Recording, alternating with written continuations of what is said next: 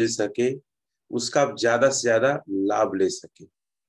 साथियों, आज का दिन बहुत खास है, बहुत ही ज्यादा यादगार है।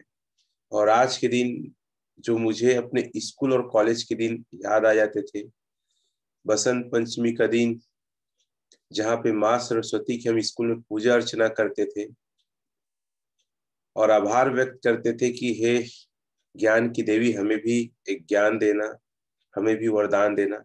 और एक गाना जो अक्सर इस भजन बसंत पंचमी में चला करता था, वो थोड़ा सा मैं चलाना चाहूंगा, जो मुझे काफी ज्यादा अच्छा लगता है।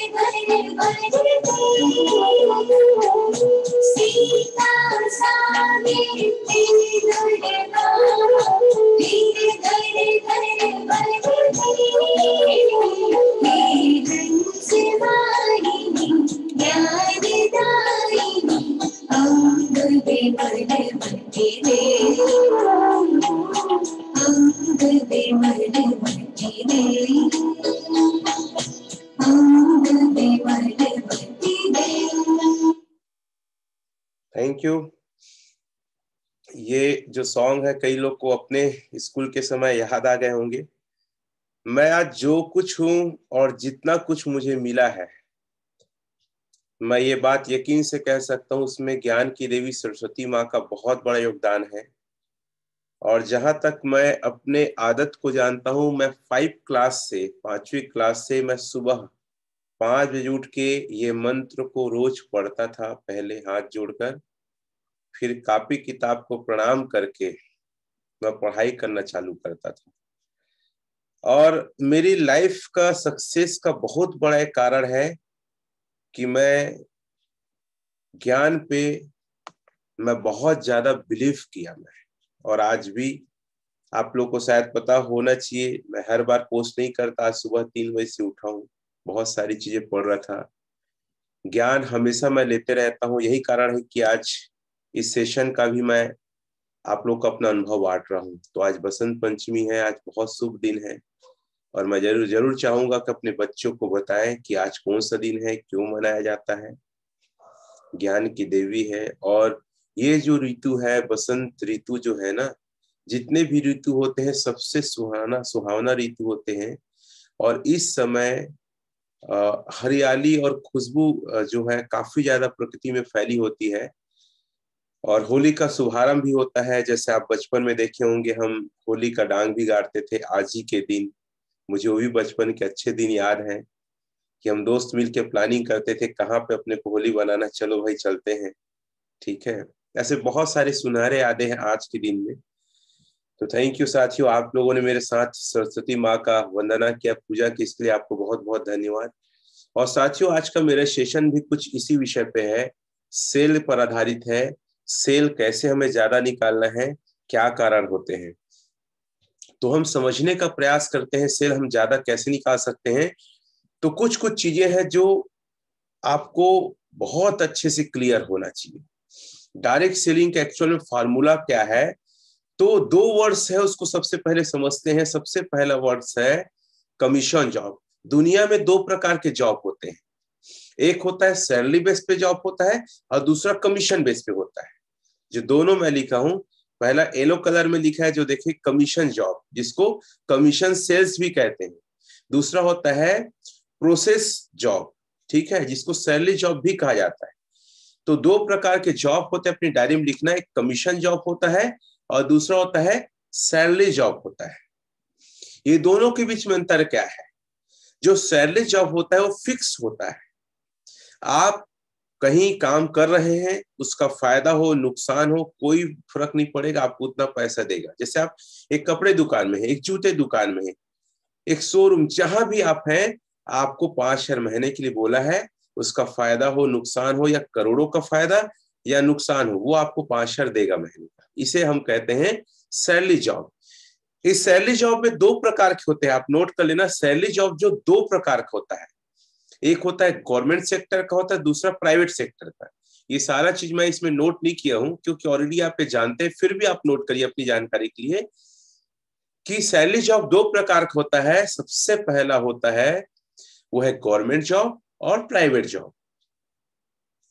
और हमारे आज के यूथ और आज की युवा गवर्नमेंट जॉब के लिए पागल है। मैं कई बार ट्रेनिंग में बताया हूं कि जॉब कैसे आया, पहले क्यों सुरक्षित था, आज क्यों असुरक्षित है गवर्नमेंट जॉब। इस पर मैंने बहुत सारी ट्रेनिंग लिया है।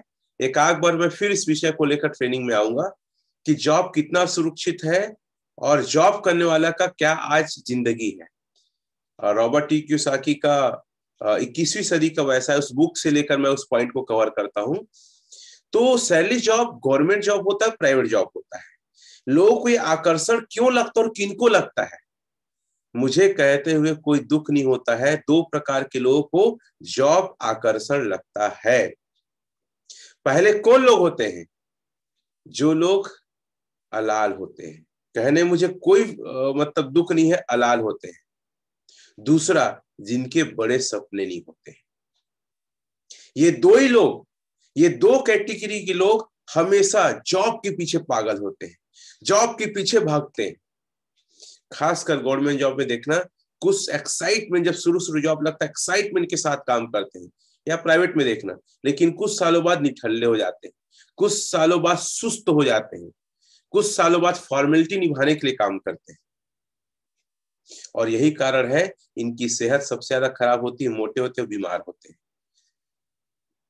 ठीक है, तो ये लोग हमेशा ये देखा गया है कि भाई कुछ करूं या ना करूं, पैसे तो आएगा।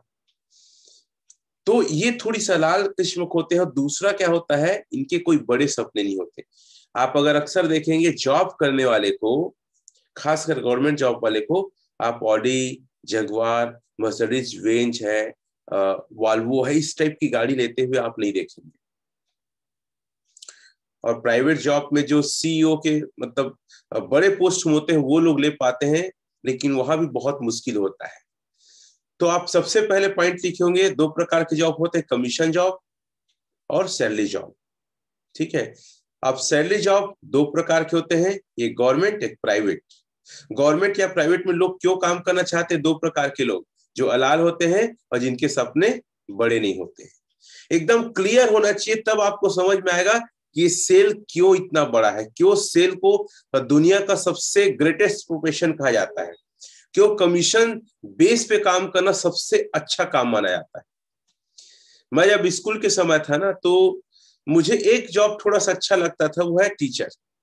क्योंकि मैं अपने सीनियर, अपने सरों को देखा था, अपने शिक्षकों को देखा था कि वो लोग पढ़ाते थे, बढ़िया संडे का छुट्टी, नेशनल हॉलीडे की छुट्टी, लोकल छुट्टी, 5 घंटा का जॉब। तो मुझे बहुत अच्छा लगता था कि मैं भी टीचर बनूंगा, जब मैं 5वीं 6वीं 7वीं 8वीं ऐसे क्लास में था। लेकिन जब मैं 10वीं आते गया तो मेरा मोह भंग होते गया टीचरशिप से, क्योंकि मैं देखने लगा उसके बाद टीचरों को और बहुत सारे काम देने लगे, और मैं बाहरी दुनिया को समझने लगा कि टीचर की सैलरी या वेतन बहुत ही कम है, जो घर का खर्चा भी नहीं चला पा रहे।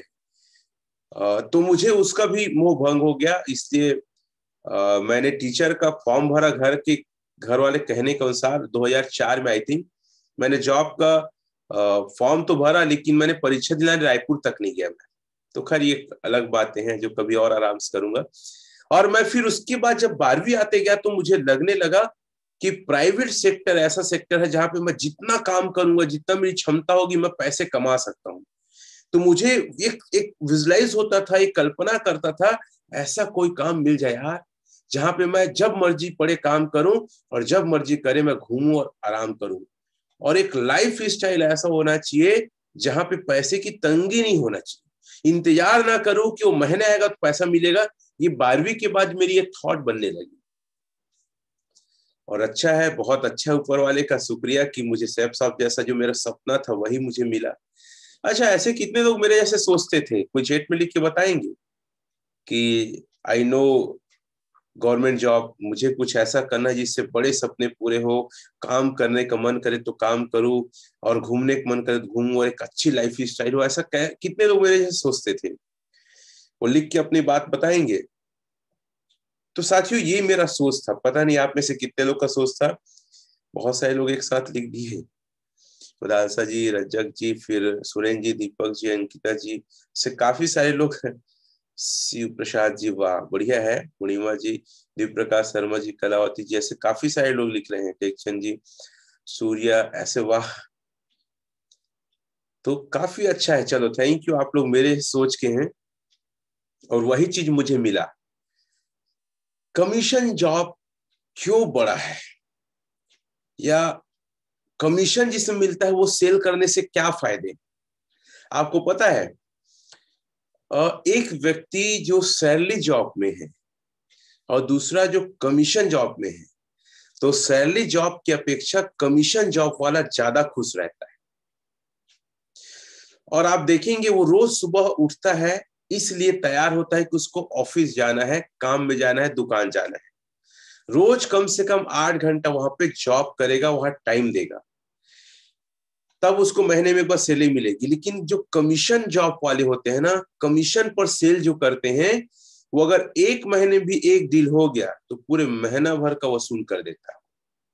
और आपको एक चीज और बताऊं, मैं अपने बच्चों को और मैं हर व्यक्ति को यही सलाह दूंगा कि आप सैलरी जॉब ना करें, आप कमीशन जॉब करें, क्योंकि कमीशन जॉब ही एक ऐसा सेक्टर है जहां पे आपकी पर्सनालिटी निखरती है, आपका आईक्यू बढ़ता है, आपका नॉलेज बढ़ता है, और लोगों के साथ आप जब मिलते हैं तो आपको पता चलता है दुनिया कितनी बड़ी है, कैसे कैसे लोग हैं, आपका सोच बड़ा होता है। नौकरी में, एक सैलरी जॉब में आदमी सबसे बड़ा अपने आइकॉन किसको मानेगा? अगर टीचर है तो प्रिंसिपल को, रेलवे है तो डीन को मानेगा, अगर किसी प्रशासनिक पोस्ट में है तो कलेक्टर को मानेगा। लेकिन यहाँ पे कमीशन जॉब में ना कोई सीमा नहीं है। आप अपना आइकॉन आप मुकेश अंबानी को बना सकते हैं, मार्क जुगरबर्ग को बना सकते हैं। कहने का मतलब है ये जितने लोग हैं ना, ये कमीशन जॉब पे आधारित काम करते हैं और इनके साथ कई लाख लोग काम करते हैं। तो अगर मैं किसी को सलाह दूंगा तो यही सलाह दूंगा दोस्तों कि आप कमीशन जॉब को ही प्राथमिकता दें। अच्छा, चैट में लिख के बताएंगे आप सैफ शॉप में तो है कमीशन बेस पे? क्यों? अच्छा बताऊंगा। कितने लोग ऐसे हैं कि सैफ शॉप के अलावा भी कमीशन जॉब अभी भी करते हैं? वो चैट में लिख के बताएंगे। कमीशन जॉब मतलब आप ऐसा काम करते हैं जिसमें आपको ना कमीशन मिलता है, सैलरी नहीं, कमीशन मिलता है, जो आपके टैलेंट, आपके हुनर, आपके क्वालिटी, आपकी एफिशिएंसी, आपकी आईक्यू, आपके बिहेवियर पर डिपेंड है। ये कितने लोग करते हैं? आप लोग चैट में लिख के बताएंगे। मदारसा मैम जी एक लिख रहे हैं। और कोई है जिसमें सबसे ज्यादा ग्रोथ है, सबसे ज्यादा उसमें आपकी तरक्की उन्नति है? खैर, एक व्यक्ति है जिसका फोटो मैंने जाना है, और जॉन गियार्ड, ठीक है। जॉन गियार्ड के बारे में बता दूं, ये काफी गरीब व्यक्ति थे और ये जूता पॉलिश किया करते थे। साथियों, इसके जूता पॉलिश के सामने ना एक शोरूम था। शेवरलेट, आप कार की एक कंपनी है जो नाम सुने होंगे। शेवरलेट की एक कंपनी की एक शोरूम था। वो जब जूता साफ करते थे उसका चकाचौंध उसको बहुत आकर्षित करता था। थोड़ा सा बड़ा हुआ, वहां गया, वो लगभग 12 साल का, बोला कि मैं यहाँ काम करना चाहता हूँ। तो बोले तुम क्या काम करोगे, तुम्हारे लायक कोई काम नहीं है? तो वहां उन्होंने बोला कि मैं कोई भी आप काम बोलोगे, साफ सफाई का मैं काम करूंगा। तो बोले ठीक है, गाड़ी वाड़ी धूल लग जाता है, तुम साफ करना। वो लड़का गाड़ी वाड़ी साफ करने लगा और उसका उद्देश्य वहां नौकरी करना नहीं था। उसका उद्देश्य था उस शोरूम में कार कैसे बिकता है, सेल्समैन कैसे बेचते हैं, उसको देखना था।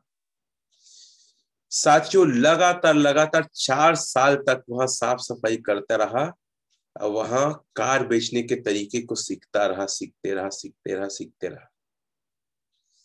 4 साल बाद जब वो 16 साल का हुआ तो जाके रिक्वेस्ट करा कि नहीं, रिक्वेस्ट नहीं किया था। पहले वो क्या किया था, कई बार इंटरवल होता है ना, जब खाने की ब्रेक होता है, उस समय कुछ ग्राहक आ जाते थे तो सब लोग चले जाते थे। तो जो वो सीखा रहता था ना, तो ग्राहकों को पानी ला के देता था, फिर बोलता था सर मैं बताता हूँ, अभी हमारे सर थोड़ा बिजी है। तो उसके फ्यूचर्स को, उसके कितना ज्यादा वो अच्छा है कार, उसके बारे में पूरा डिटेल वो बताता था। और उससे वो कस्टमर लोग काफी ज्यादा प्रभावित, काफी ज्यादा खुश होते थे। और जब वो जो रियल सेल्समैन दिखाने वाला आता था ना, तो बोलता था हाँ सर आपको क्या चाहिए बताइए। तो बोलता था नहीं, सारा चीज क्लियर है, बस मुझे पेमेंट करना है, बुकिंग अमाउंट देना है, अमुक दिन आके ले जाऊं। तो वो जो सेल्समैन रियल थे वो चका जाते थे, अरे ये कैसा हो गया, आप कैसे पसंद कर लिए? तो बोला ये लड़के ने बताया है। ऐसे कई बार घटना क्या होते थे, वहां के जो सेल्समैन थे ना, वो नहीं बताए मालिक को, वहां के मैनेजर को नहीं बताए। लेकिन धीरे धीरे ये बात मैनेजर तक पहुंची। खुद कस्टमर जब डील फाइनल करते थे तो मैनेजर आके फोटो खिंचाता था, तो उससे पूछते थे कि कैसे आपको हमारी कार पसंद आई। तो बोले ये लड़का ने काफी अच्छे तरीके से हमको बताया। वहां पे सेल्समैन का नाम नहीं लिए। फिर एक दिन मैनेजर ने उसको अपने कैबिन में बुलाया और बोला कि तुम्हारी बहुत तारीफ सुना हूं कि हमारा जो सेल तुम्हारे वजह से हो रहा है, वेल डन। तो बोलता है काम करो, तुम अपनी ये साफ सफाई का काम को छोड़ के हमारे यहाँ सेल्स मैन का जॉब आप ज्वाइन कर लो। तो बोलता है ठीक है सर, बिल्कुल धन्यवाद आपका। तो बोलता है आप महीने की सैलरी क्या लोगे? तो जोए गियार्ड एक बहुत अच्छा लाइन बोलते हैं, सर मुझे सैलरी नहीं चाहिए, मुझे कमीशन चाहिए। सोच सकते हैं वो लड़का 16 साल का कितना विजनरी था। उन्होंने बोला कि देखो सैलरी होता तो 20,000, 30,000, 50,000 फिक्स होता, लेकिन उसने बोला सर मुझे सैलरी नहीं चाहिए, मुझे कमीशन चाहिए। अगर आप कमीशन दे सकते हैं तो बताइए। और सबसे खास बात, परसेंटेज भी जो गियार्ड ने ही सेट किया था। खैर उसे वहां पे कमीशन बेस पे जॉब मिला। याद रखना, शोरूम में दो प्रकार के लोग आज भी काम करते हैं, एक कमीशन बेस पे और दूसरा सैलरी बेस पे। और वही व्यक्ति स्मार्ट है आज की दुनिया में जो सैलरी बेस को चॉइस ना करके कमीशन बेस को चॉइस करता है। जैसे आप देखेंगे शोरूम में मैकेनिक होता है जो गाड़ी की सर्विसिंग करते हैं, पार्ट्स को ठीक करते हैं। वो तो अधिकतर लोग को देखना सुरक्षित नौकरी की तलाश में है और ये लोग सैलरी बेस पे जॉब कर रहे हैं। लेकिन जो वहां का मैकेनिक अगर कमीशन बेस पे ज्वाइन करके अगर काम कर रहे हैं ना, वो जबरदस्त पैसे पीट रहा होगा। लेकिन हमारे इंडियन लोग को इतनी बुद्धि नहीं है। एक से एक मैकेनिक है लेकिन जाके 60-70 हजार में सैलरी बेस पे जॉब कर रहे हैं। अरे आपके अंदर इतना टैलेंट है, आप ऑफर करो कि मुझे कमीशन बेस पे जॉब करना है, मैं सैलरी बेस पे जॉब नहीं कर सकता। और सबसे खास बात क्या है, कमीशन बेस पे अगर जॉब करेंगे ना तो टाइम वो डिसाइड नहीं करेगा, टाइम आप डिसाइड करोगे। कब काम करना है, कहाँ काम करना है, कितना टाइम देना है आपको, आपके काम से मतलब मैं करूंगा। और सैलरी बेस पे आप बंधे रहोगे एक कुत्ते के जैसे, जो चैन से तो बंधा है, भौंक सकता है लेकिन भाग नहीं सकता। तो मुझे तो हमेशा पसंद है कि आजादी और कमीशन बेस पे।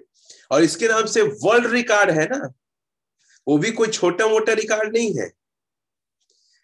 The Guinness book of world record है भाई। ये ऐसी व्यक्ति नहीं है, ये बहुत सारे सेल्स के ऊपर पुस्तकें भी लिखा है। 13,001 कार सेल किया है 13 साल में। इमेजिन, कल्पना करो, 365 दिन में 1,000 कार सेल करता था। एक दिन में एक एवरेज निकालेंगे तो 2.5 कार होता है, उसको 3 मान लो लगभग, जो पूरे विश्व में सबसे बड़ा रिकॉर्ड है इसके नाम से। आप सोच सकते हैं एक आम आदमी जूता पॉलिश करने वाला, शोरूम की साफ सफाई करने वाला कमीशन जॉब में कहां से कहां पहुंच गया।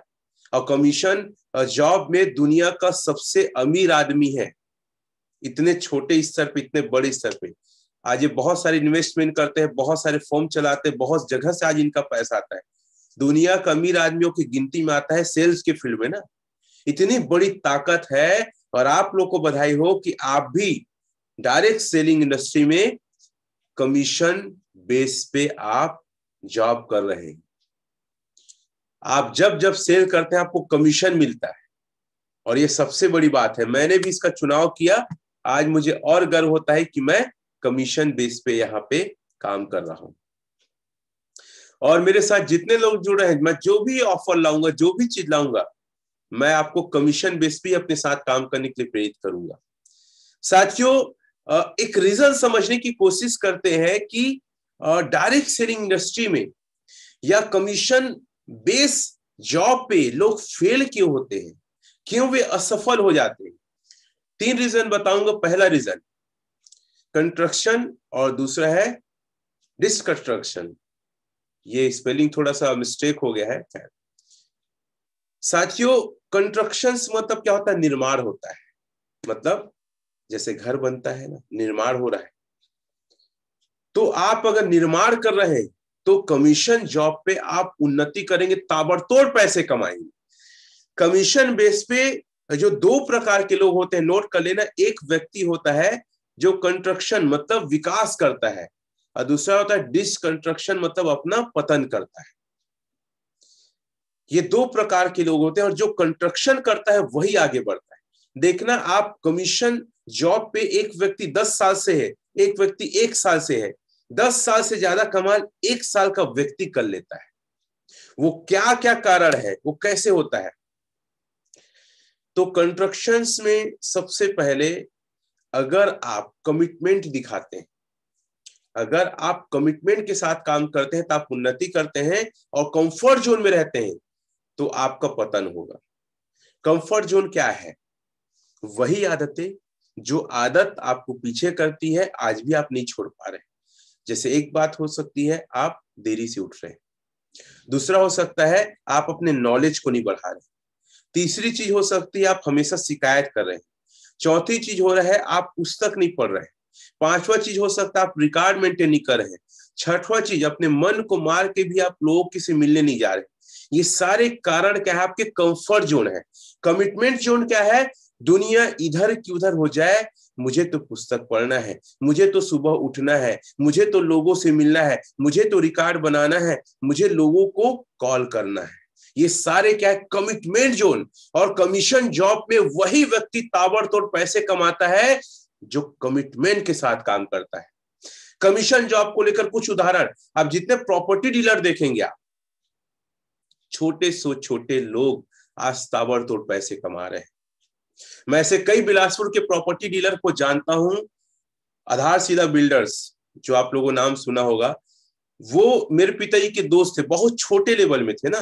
अटल श्रीवास्तव आज पॉलिटिशियन में, कांग्रेस में भी वो है। बहुत छोटे व्यक्ति थे, मैं जानता हूं। वो लूना में आया करते थे। आज बिलासपुर के टॉप के बिल्डर्स में से एक है।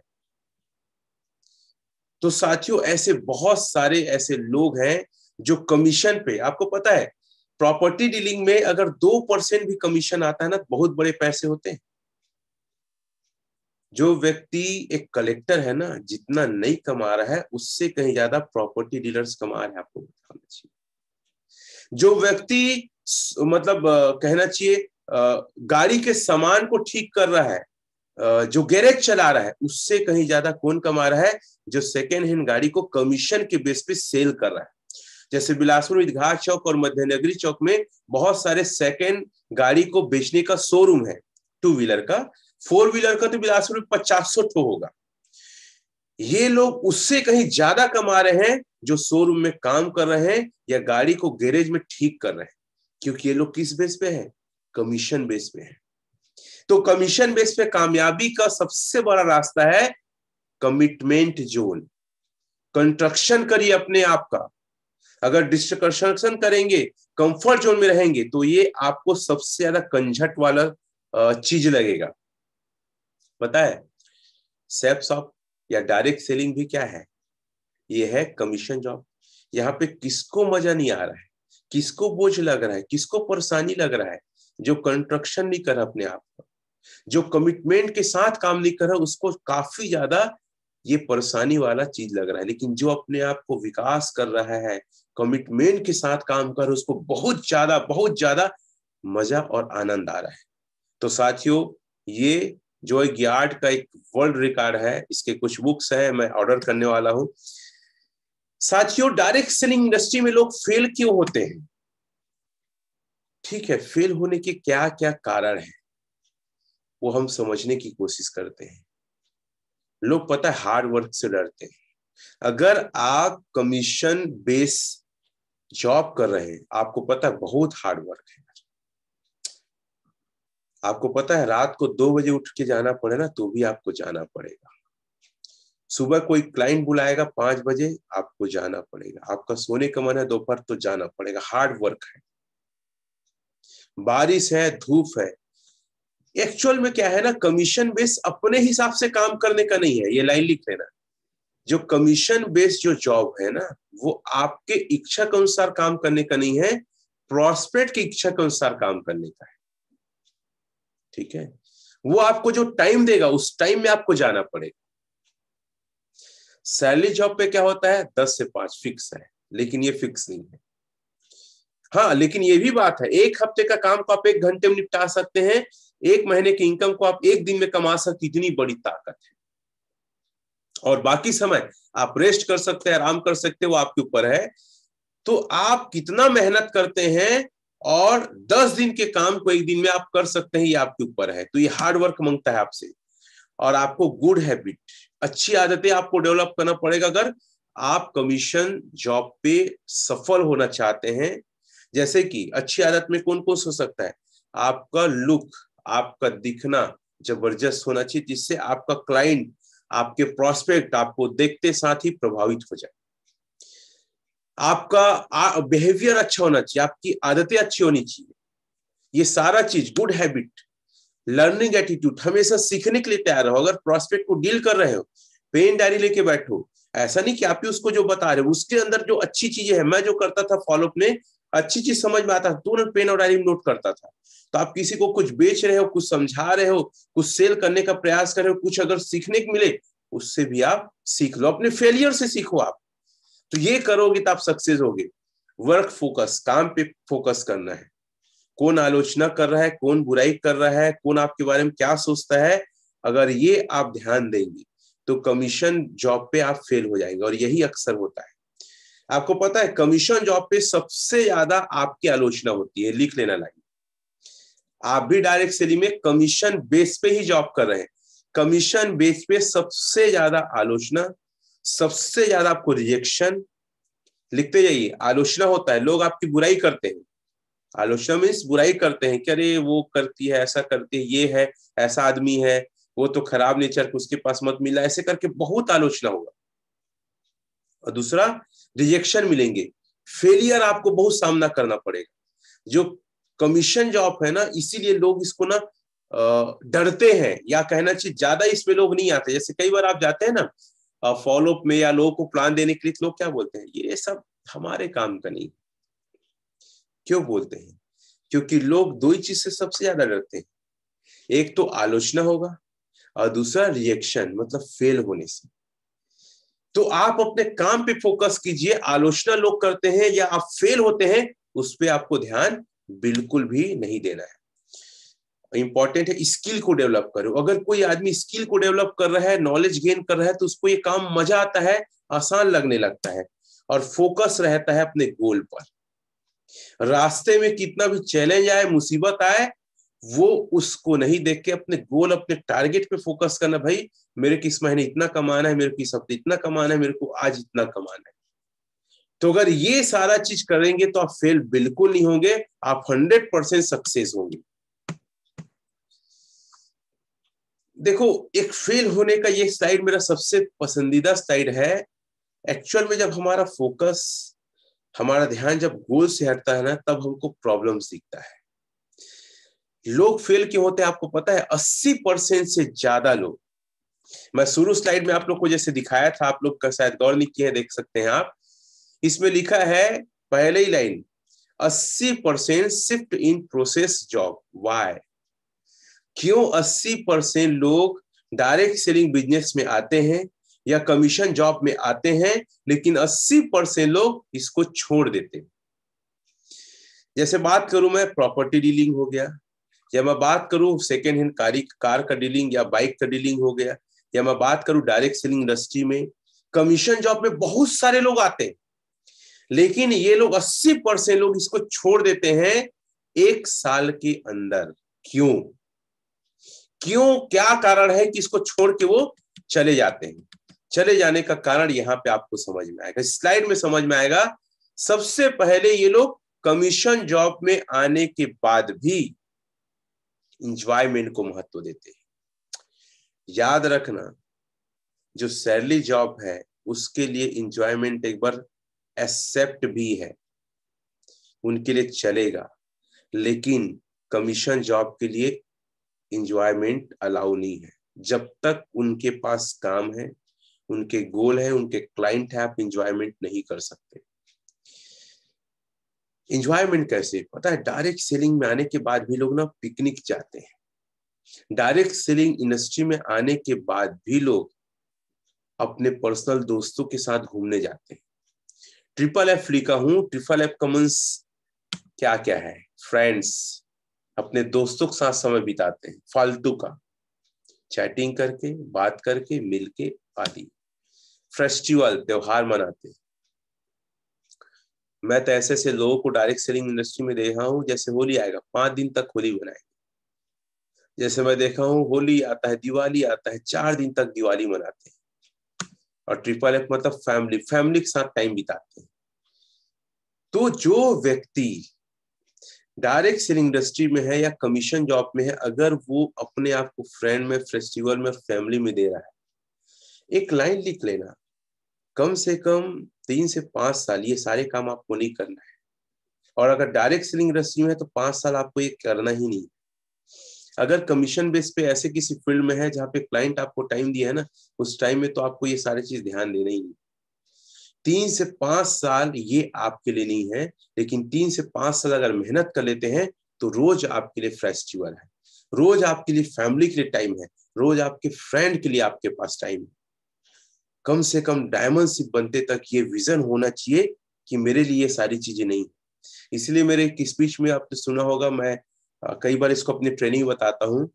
मैंने कहा था कि मैं 3 साल तक कुत्ते के जैसे काम करूंगा, लेकिन बाकी जिंदगी राजा के जैसे ऐश और आराम करूंगा। ये कितने लोग को ये लाइन याद है? जज्बा मेगा शो 2012, इसमें आप लोग देख सकते हैं, यूट्यूब में मेरा ये वीडियो है, काफी मोटिवेशनल वीडियो है। ठीक है, तो ये क्या होते हैं पता है, जो सैलरी बेस पे जॉब होते हैं ना उनके लिए है, कमीशन बेस वाले के लिए नहीं। कमीशन बेस वाला हर दिन को अपनी इमारत को मजबूत करने में लगाता है, हमेशा अपने आप को लोगों से मिलने में लगाता है। और क्या क्या रीजंस होते हैं? पार्टी करते हैं। डायरेक्ट सेलिंग इंडस्ट्री में आके कमीशन जॉब करते हुए आपको पार्टी का अधिकार नहीं। एक लाइन याद रखना, लिख लेना, आपका इंटरटेनमेंट फ्रेंड, इंटरटेनमेंट किसके साथ होगा? क्लाइंट के साथ होगा। फ्रेंड, आपके टीम वाले आपके फ्रेंड बनेंगे। फेस्टिवल आप अपने टीम के साथ मनाओगे। फैमिली आपकी टीम होगी। जो कुछ आपकी जिंदगी में है बाहर नहीं होगा, जो कुछ आपकी जिंदगी में होगा आपके क्लाइंट के साथ होगा, या आपके टीम के साथ होगा, आपके एसोसिएट के साथ होगा। जैसे मैं बहुत सारे त्योहार अपनी टीम के साथ मनाया। पार्टीज, लोग बाहर की दुनिया में जाकर पार्टी करते हैं। जैसे किसी का बारात है, नाचने चले गए, 2 दिन वहीं गुम है। पार्टीज, अगर पार्टी करना है तो अपनी टीम के साथ करो। आप सेलिब्रेट करना अपनी टीम के साथ करो, आप अपने क्लाइंट के साथ सेलिब्रेट करो, तो आप कमीशन और जॉब में ना सक्सेस होंगे। और एक बहुत बड़ा मुद्दा क्या है, अगर आप डायरेक्ट सेलिंग इंडस्ट्री के हिस्से हैं या कमीशन जॉब में हैं, अगर आप फेयर करते हैं तो आपका बिजनेस चौपट हो जाता है। बहुत सारे लोग को देखा हो डायरेक्ट सेलिंग इंडस्ट्री में आके अफेयर करने लगते हैं, लव बर्ड बन जाते हैं, इश्क मोहब्बत करने लगते हैं, और बहुत सारे लोग का बिजनेस को मैं जीरो और तबाह होते देखा हूं। तो अगर डायरेक्ट सेलिंग इंडस्ट्री में है, अगर कमीशन बेस पे आप जॉब कर रहे हैं, वहां अफेयर अलाउ नहीं है। इस वजह से लोग फेल होते हैं। बिहेवियर, व्यवहार करने की कला नहीं है। अपने टीम के साथ, अपने क्लाइंट के साथ उजुल फुजुल तरीके से बात करना, उसको रिस्पेक्ट ना देना, इससे आपका डील खत्म होता है। कई लोग बोलते हैं सर हमें डील ही नहीं मिलता, हम फॉलो अप करते हैं। तो मैं आपको कह सकता हूं आपका वहां बिहेवियर अच्छा नहीं रहता होगा। इसीलिए आर्ट ऑफ बिहेवियर का सेशन मैं दे रहा हूं, ताकि आप समझो कि कैसे परिवार के साथ, कैसे क्लाइंट के साथ एक अच्छा रिलेशन बिल्ड करके काम करना है। तो अपने व्यवहार पे सबसे ज्यादा, क्योंकि एक लाइन कहा जाता है, लिख लेना, लोग आपके प्रोडक्ट को, आपकी कंपनी को पहले पसंद नहीं करते, सबसे पहले वे आपको पसंद करते हैं। जब वो आपको पसंद करते हैं, उसके पश्चात आपके प्रोडक्ट्स को, आपके नॉलेज को, और जो सेल करने वाले हो उस पर वो ध्यान देते हैं। अगर आप उसको पसंद नहीं है तो किसी चीज पे वो ध्यान नहीं देंगे। ये छोटी छोटी बातें हैं। और एक बहुत बड़ा विषय होता है ईगो। लोग फेल क्यों होते हैं? अरे मैं टीचर होके उसके पास जाऊंगा मिलने के लिए, मैं इतने बड़ा साहब हूं, लोग मुझे सलाम करते हैं, ये छोटा उम्र वाले को मैं सर बोलूंगा। ऐसे बहुत सारे ईगो टकराते हैं। अगर आप कमीशन जॉब पे है तो कई ऐसे लोग आएंगे आपसे कहना चाहिए बात करने के लिए, या कई बार आपको ना उल्टा पुल्टा सुना चले जाएंगे। तो कई बार आप जवाब देते हो तुम्हारी औकात है मेरे से बात करने की। ये डायरेक्ट सेलिंग से बाहर की बात हो रही है। अगर आप कमीशन बेस पे हैं, वो अगर रेट, मतलब मैं कई बार ये देखा हूं। जैसे एक बार मुझे याद है कि मैंने एक जने के लिए बाइक लेने गया था, सेकेंड हैंड बाइक ना, उससे कुछ ऐसी डील हो रही थी, उन्होंने 35,000 बोला था। मैंने बोला यार 21,000 लगाएगा तो ज्यादा अच्छा रहेगा। उन्होंने क्या बोला, ठीक है आप कहीं और देख लो, आप लोग की औकात नहीं है। ये लाइन बोल दिया वो। हमको बाइक पसंद आया था, हमने मन भी बनाया था कुछ कम हो जाएगा ठीक है, नहीं तो 35,000 में ले लेंगे। लेकिन ऐसा बोला तो मुझे बहुत ज्यादा बुरा लगा। मैं बोला मन में भाड़ में जाए, तेरा बाइक और तू और भी है, हम नहीं लिए। उसको भी कोई फर्क नहीं पड़ा। तो कई लोग ऐसे होते हैं कि किसी की ईगो को हर्ट कर देते हैं, ये कई लोग ऐसे होते हैं जो इतने इगोइस्टिक होते हैं कि वो कुछ बोल दिया तो मैं तड़ाफड़ा कुछ भी बोल दूं। भाई ग्राहक है, वो भगवान है, उसकी मर्जी, उसकी बात बोलने दो, क्या वो बोला तो ले लिया। आप मुस्कुरा के वो जैसे बोल सकता था, अरे सर अच्छा आपने अपना रेट बोला, लेकिन सर क्षमा चाहते हैं इस रेट में नहीं मिल पाएगा। अगर अच्छा लग रहा है सर, बाइक बहुत अच्छा है, अगर पसंद आ रहा है तो हाँ कुछ ऊपर नीचे कर सकते हैं, और ज्यादा होता है तो मैं आपको ऑनर से बात करा दूंगा, कोई दिक्कत नहीं है। आप सर कस्टमर हो, आप जो रेट बोलेंगे कोई दिक्कत नहीं। ऐसा एक नॉर्मल सा जवाब देता तो शायद मेरा ईगो हर्ट नहीं होता। तो ईगो को हर्ट नहीं करना है। और एक बहुत बड़ा कारण होता है डायरेक्ट सेलिंग में लोग फेल होते हैं, फैमिली बैकग्राउंड। फैमिली बैकग्राउंड पता कैसे, आपके घर वाले सर्विस करते हैं, आपके घर वाले अच्छे पोजीशन में है, तो क्या बोलेंगे, अरे तू ये काम कर रहा है, सेल वाला काम कर रहा है, ये सब मत करे, सब बेकार, कुछ अच्छा कर। कितने लोग के ऐसे परिवार वाले हैं जो आपको ये ताने कसते हैं, अरे तू कहाँ घूमते रहता है, क्या करते रहता है, ये सब फालतू काम है, अरे तू मत करे भाई, कुछ और कर ले। कितने लोग को ये जवाब आपके घर और परिवार वाले बोलते हैं। फैमिली बैकग्राउंड मतलब समझने का प्रयास करो, आपके घर की स्थिति परिस्थिति में ये काम सूट नहीं करता, उसे बोलते हैं फैमिली बैकग्राउंड। गीता जी, शिव प्रसाद जी, महेश्वर जी, ठीक है, ऐसे बहुत सारे लोग, अंकिता जी, बहुत सारे लोग के घर वाले बोल रहे होंगे, आपकी फैमिली वाले को ये जो फील्ड है ना वो अच्छा नहीं लगता होगा। टेकचंद है, विमला बघेल जी, बेला जी, ऐसे बहुत सारे लोग, गीतांजलि जी। तो इस कारण से भी लोग 80% लोग हमारे बिजनेस को 1 साल के अंदर छोड़ देते हैं। क्यों? ये छोटे छोटे कारण है। और सबसे बड़ा कारण होता है दो चीज, बिहेवियर और फैमिली बैकग्राउंड्स। फैमिली वाले लोग इसको समझ ही नहीं पाते हैं, कोई दिक्कत नहीं, वो नहीं समझे हैं तो आप समझने का प्रयास कीजिए कि ये फील्ड क्या है। और बहुत सारे छोटे छोटे और कारण होते हैं जिसकी वजह से लोग इस बिजनेस को छोड़ देते हैं। अदर वर्क मतलब जो बाहर में काम करते हैं ना, जिस कोई खेती बाड़ी कर रहा है, अब वो पता चला 1 हफ्ता खेती बाड़ी कर रहा है, उसकी टीम बैठ गई। एक लाइन में हमेशा इसमें देखा हूं कि जब टीम काम करने के लिए तैयार होती है, हम अपने पर्सनल काम में बिजी हो जाते हैं, और जब हम पर्सनल काम से फ्री होते हैं तो टीम अपना पर्सनल काम करने लग जाती है। इसकी वजह से कई लोग की टीम को मैं खराब होते देखा। फिर से आप समझिएगा, जैसे एक व्यक्ति है संतोष, संतोष खेती बाड़ी करता है, धान लगाने का समय आया, संतोष निकल गया 1 हफ्ता के लिए। टीम बोली सर आइए सर, फील्ड में जाना सर, चलिए सर, हमारा फॉलोअप करना, 1-1 करना है, और आप 1 हफ्ता चले गए। 1 हफ्ते बाद संतोष अपना पूरा खेती बाड़ी का काम निपटा के आया, अब फोन करता है मनोज को, शिव को, विनोद को, वो फोन नहीं उठाते, जाके मिलता है तो पता चलता वो अपने काम में निकल गए। इसकी वजह से बहुत सारी टीम को टूटते और खराब होते देखा हूं।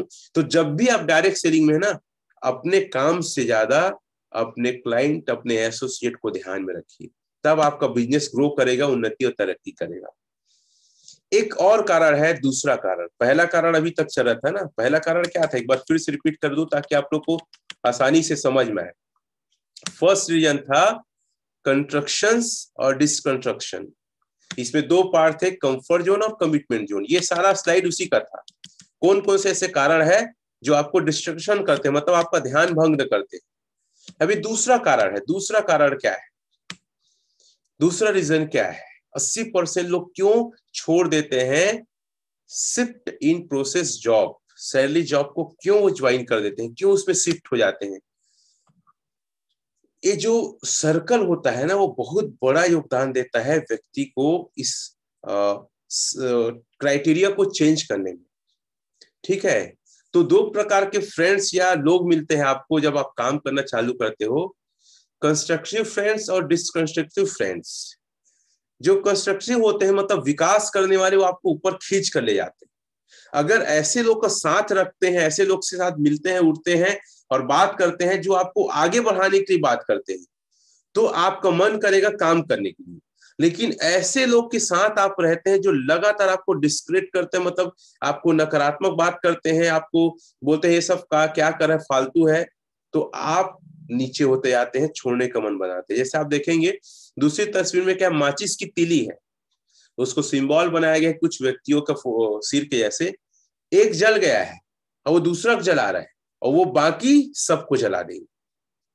तो ऐसी डिस्ट्रक्टिव फ्रेंड्स होते हैं जो लोगों को निगेटिव करते हैं। और ये कहाँ मिलते हैं? ये आपको ना फेस्टिवल में मिलेंगे, जो मैं पहले स्लाइड बनाया ना, ये फिर से एक बार कर देता हूँ। आपको फेस्टिवल में मिलेंगे, फैमिली में मिलेंगे, ठीक है, पार्टीज में मिलेंगे, यहाँ पे आपको मिलते हैं। लिखा है, देख लेंगे आप, फ्रेंड्स है, फैमिली है, फेस्टिवल है, पार्टी, यहाँ पे आपको ज्यादा मिलेंगे। इसीलिए हम बोलते हैं कि आप बाहरी दुनिया में ना रहो, आप अपने टीम और अपने सीनियर और बिजनेस की दुनिया में रहोगे, तब आपका विकास होगा। तो लोगों का चुनाव, किनके साथ आप बात करते हैं। मेरा एक जूनियर था जिसका उसका मामा का फोन बहुत आता था, वो अपने मामा से बात करता था, तो फोन लगाता था। तो मैं पूछा उसको एक दिन, भाई किससे बात कर रहे थे? बोलता मामा से। अच्छा अच्छा। तो बोला मामा क्या बोल रहा था? अरे वही बोल रहा था कि भांचा ये काम कठिन है, मत कर। तो अक्सर क्या ऐसी बात, हाँ बात होगा घर परिवार का, लेकिन हमेशा कुछ ना कुछ ये बात आके आ जाता है। मैं उसको बोला भाई अगर तरक्की करना है, उन्नति करना है, तो ऐसे लोग से बात मत कर। कम से कम एक टॉप लेवल आने तक बात मत करो। बात करते हो तो घर का बात होता है, उसके बाद उसको बोलो मामा मेरा काम है, मैं रखता हूँ। उसके पहले उसका रिजल्ट बहुत कमजोर था, क्योंकि उसके दिमाग में बार बार उसका मामा डालता था कि काम नहीं कर पाएगा, सब खराब है, छोड़ दे। तो उसका एनर्जी ना फॉलोअप में, वन पॉइंट में नहीं लग पाता था। ध्यान से समझिएगा ना, बहुत छोटी बात लेकिन बहुत गहरी बात है। और उसके बाद वो क्या है ना, मामा से बात करना बंद कर ही दिया, इधर उधर की बात। जो हफ्ते में ना 4 बार बात करता था, और हफ्ते में 1 बार बात करने लगा जब मामा का कॉल आया। इससे पहले वो खुद मामा कॉल करता था। उसके बाद उसका रिजल्ट काफी ज्यादा बढ़ गया, वो मेरे से बात करने लगा। इसी का दूसरा रूप, अगर आप डायरेक्ट सेलिंग इंडस्ट्री एक कंपनी में है, और अगर कोई दूसरे कंपनी का व्यक्ति आपके साथ चैटिंग कर रहा है, आपका स्टेटस आप उसका देख रहे हैं, या आपसे बात कर रहा है, तो इस बात की संभावना है कि आपका भी मन बदलेगा। तो मैं क्या करता हूं, मैं हमेशा, अगर कोई किसी कंपनी का व्यक्ति मेरे को एक बार मैसेज किया या कॉल किया, क्या स्टेटस देखा, मैं सिर्फ एक काम करता हूं, कॉल को और व्हाट्सएप को, दोनों को ब्लॉक करता हूं। मेरा हमेशा सिद्धांत है, जिस रास्ते में जाना नहीं है, जिस मंजिल में जाना नहीं, उस रास्ते में क्यों जाना। जैसे भाई मुझे शराब नहीं पीना है, तो भाई मैं उसको पता क्यों पूछूंगा कि कहाँ पे है शराब दुकान। तो ये मेरा तरीका है, क्योंकि जाने अनजाने में दिमाग में ना कचरा भर रहा है, और ये कंपनी ऐसी, वो कंपनी ऐसी। अगर आप भी ऐसे लोग की संगत और टच में हैं, चाहे कांटेक्ट में है, चाहे स्टेटस में है, चाहे व्हाट्सएप के चैटिंग में है, मैं कहूंगा आपको तुरंत बंद करो। अन्यथा आपके पास भी क्या है पता है, डिस्ट्रक्टिव फ्रेंड्स हो गए, आपका ध्यान इधर उधर कर देंगे। तो चैट में लिख के बताएंगे कितने लोग ऐसे लोग के प्रभाव में है, ऐसे लोग के कांटेक्ट में है। आप मैसेज को, व्हाट्सएप को, स्टेटस को, कॉल को, चारों को ब्लॉक मारो, और कोई संपर्क ना रखो। अगर आपके फेसबुक में है, इंस्टाग्राम में है, मुझे समझ में आता है, मैं तत्काल सभी जगह से ब्लॉक मारता हूं।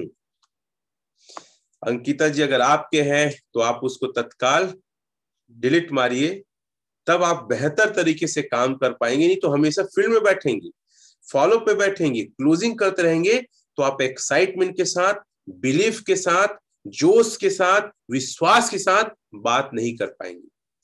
दीपक जी है, झम्मन जी, ऐसे बहुत सारे लोग लिख रहे हैं, भाई मैं आगे कैसे बढ़ा और मेरे करियर में, मैं आप सभी लोग को बता दूं, मेरे करियर में 100 से ज्यादा कंपनियां गुजरी है। और मेरे बारे में मार्केट में एक बात होती है, अगर किसी को प्लान दिखाने की मजाल है तो रमेश पटेल को दिखा के बताओ।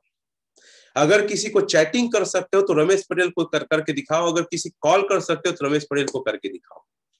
एक सिंगल भी आदमी मेरे को चैटिंग करने की हिम्मत नहीं करता, ना कॉल करता, क्योंकि पता है ये व्यक्ति अपने काम को लेकर अपने ऊपर इतना भरोसा है कि कुछ और चीजों को ना समझेगा ना सुनेगा। और आपको बता दूं, कई बार मैं ऐसे रिप्लाई करता हूं कि लोग सोच नहीं पाते। जैसे मैं अनजाने फोन उठा लिया, हाँ कौन बोल रहे हैं, हाँ मैं बोल रहा हूँ, ठीक है चलो भाई, गुड मॉर्निंग, गुड आफ्टरनून, हाँ किस विषय में? सर एक कंपनी के बारे में बात करनी है आपसे। मैं बोलता हूँ किससे बात करें पता है? उतने ही आदमी अक्षक आ जाता है, नहीं सर रमेश पटेल। किससे बात करो समझ रहे हो आप? मेरा नाम रमेश पटेल है, और मैं किसी व्यक्ति की कंपनी की ना बात सुनता हूँ, ना प्लान देखता हूँ। दोबारा मुझे फोन किए तो ठीक नहीं होगा, सोच के फोन करना है, चैटिंग करना, अच्छे के लिए अच्छा हूँ, मतलब बहुत अलग टाइप का जवाब देता हूँ। तू अपनी माँ बदल सकता है, लेकिन मैं अपनी माँ नहीं बदलता।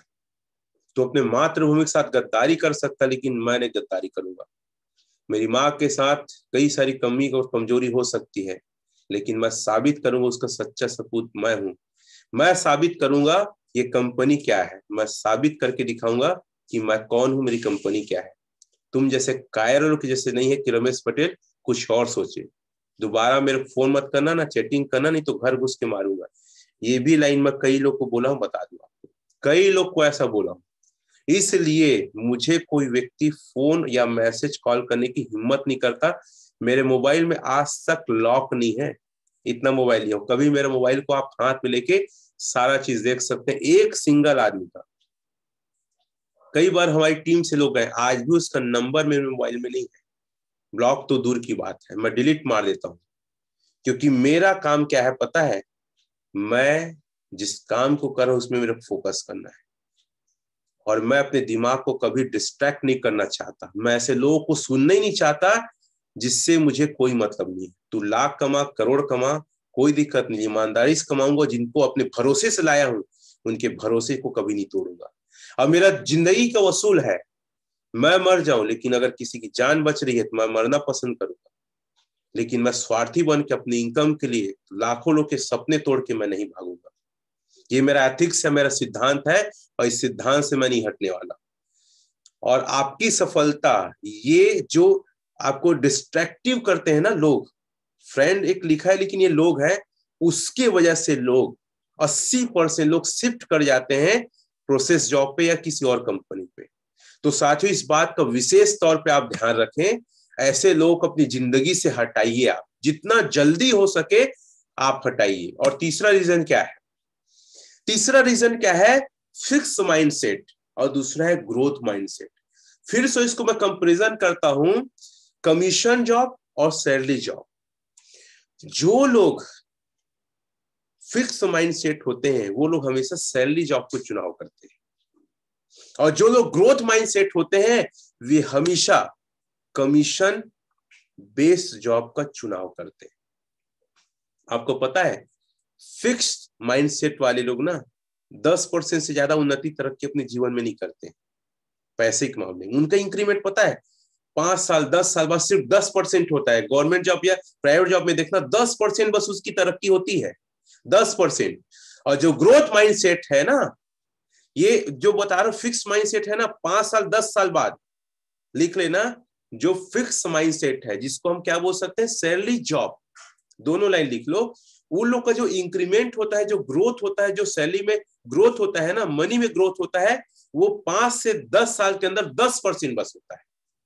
और जो ग्रोथ माइंडसेट है ना, उनकी जो सैलरी है, जो इनकम है, वो एक दिन हो सकता है, एक हफ्ते, एक महीना, एक साल में होता है 50 से 100% ग्रोथ होता है।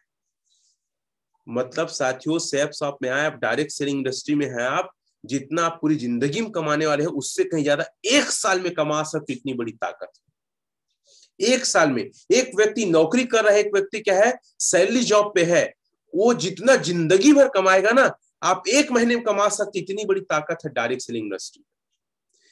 इसलिए आपको अगर चुनाव करने का मौका मिला है डायरेक्ट सेलिंग इंडस्ट्री, इसको छोड़िए मत आप।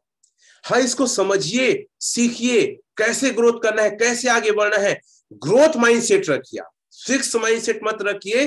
फिक्स माइंडसेट लोग सिर्फ नौकर होते हैं, नौकरी कहते जरूर है लेकिन बोलने में अच्छा लगता है करके, लेकिन एक्चुअल उसका ना बड़ी मात्रा हटा दे तो क्या रहेगा, सिर्फ नौकर ही रहेंगे।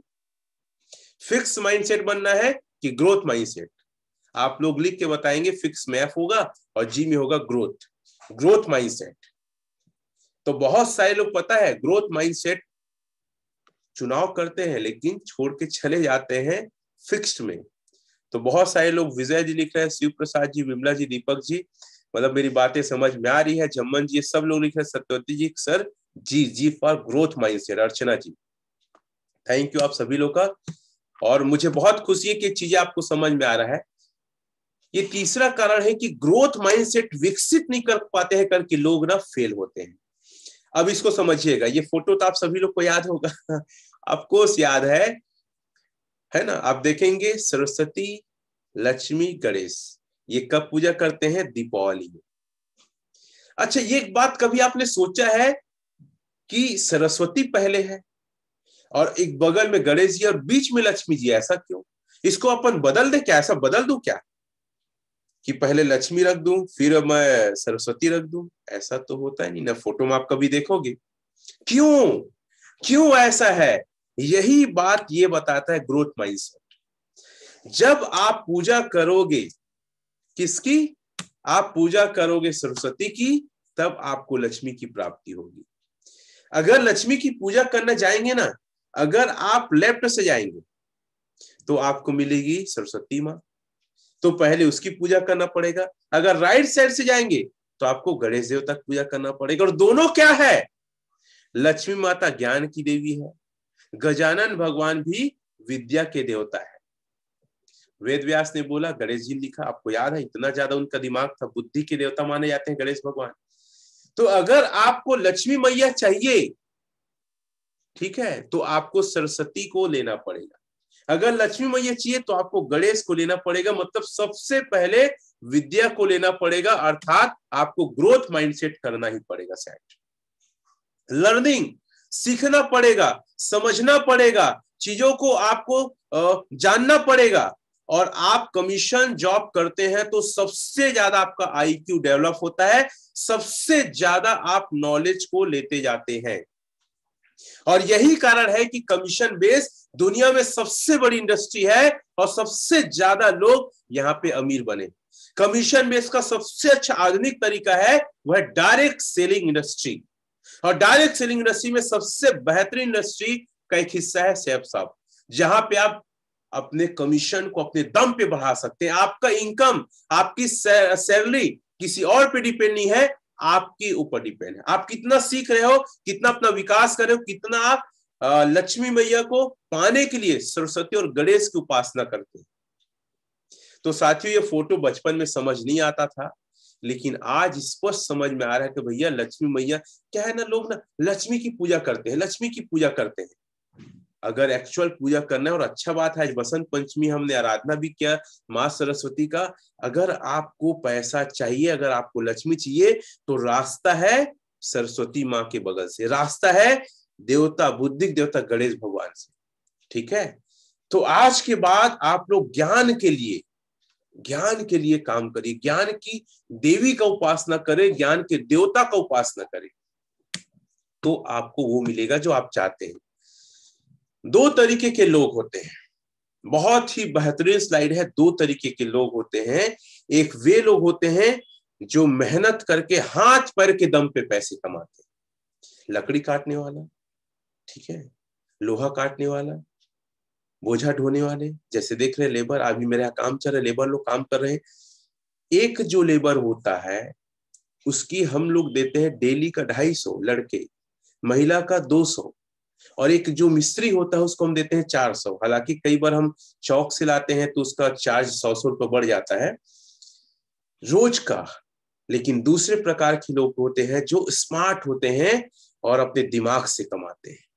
दो टाइप के लोग होते हैं, एक शरीर से कमाते हैं, दूसरा दिमाग से कमाते हैं।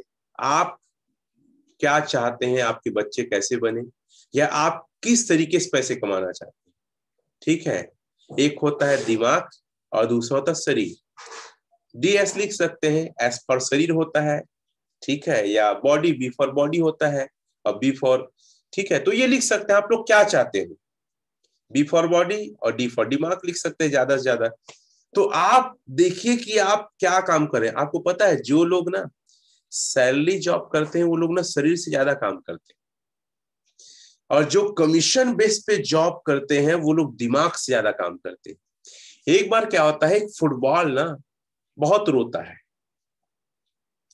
बहुत रोता है, और बोलता है कि मुझे हर व्यक्ति मारता है, इधर उधर इधर उधर इधर, मैं भागते रहता हूँ, मार खाते रहता हूँ, भागते रहता हूँ, बहुत फुटबॉल रोता है। ठीक है, तो भगवान उसको क्या बोलते हैं, तुम्हें क्यों मारा जाता है? क्योंकि तुम्हारे अंदर हवा भरी है। अगर अपने अंदर तुम पत्थर या लोहा भरो तो देखते हैं किसकी औकात होती लाठी मारने की।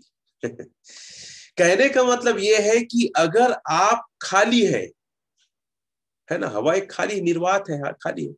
अगर आप खाली हैं तो लोग आपको भयंकर मारेंगे, निगेटिविटी, लोग रिजेक्ट करेंगे, ना बोलेंगे, ताने कसेंगे, आपको ना बहुत ज्यादा प्रेरित करेंगे इस काम को ना करें।